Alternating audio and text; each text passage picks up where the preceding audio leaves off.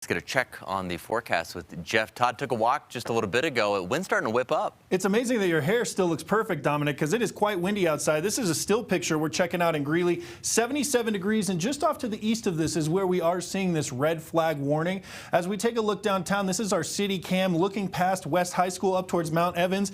We can see that big American flag down near Highway 6 and I-25 blowing in these breezes. The camera's shaking a bit, so quite windy outside. One of the reasons that we have this red flag warning, there's one down around Pueblo all the way down to Walsenburg, and then this other one in the northeastern corner. This is because relative humidity very low, and these gusts up near 35 miles an hour. This even extends into Nebraska and Kansas. It stops short of the metro area, but that doesn't mean we're not dealing with the wind. Take a look. Some extreme gusts in the foothills, 40 around Nederland, and we've heard some reports outside of Nederland, in between Nederland and Blackhawk, about 60 miles an hour. But as you see, this is really going to die down around dusk. That red flag warning is going to end at 7 o'clock. So the hope is that this front will pass through and we'll get rid of this wind. Temperatures outside really warming up. 80s on the eastern plains, 70s along the I-25 corridor, 50s and 60s in the mountains, 70s out west.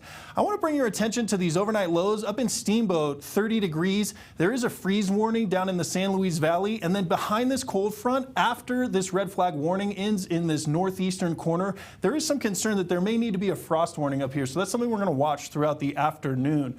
But you can see this front come through. It's just going to clip Colorado and then move out to the east, and then take a look at this. This is going to just set up a pattern where we're going to sit here with these fantastic conditions tomorrow through next Tuesday. Sunny skies every single day.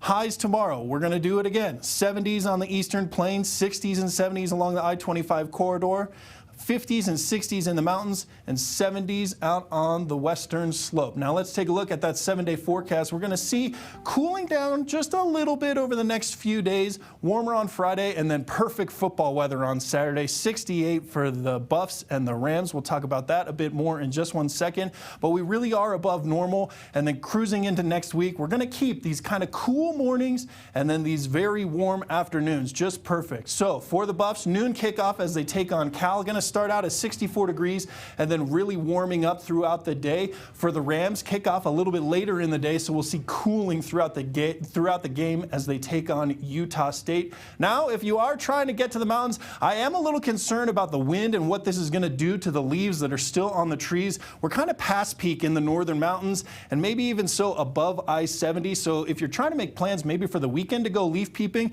you're really going to be wanting to head to that southern Colorado, maybe even deep into the San Juans to try and find that color. I am quite concerned, Dominic, that this wind we're seeing in the foothills is really going to strip a lot of these trees today. Yeah, I was up in the mountains this weekend. It's already starting to fall pretty good up there, so get up there quick. All right, Jeff, thank you.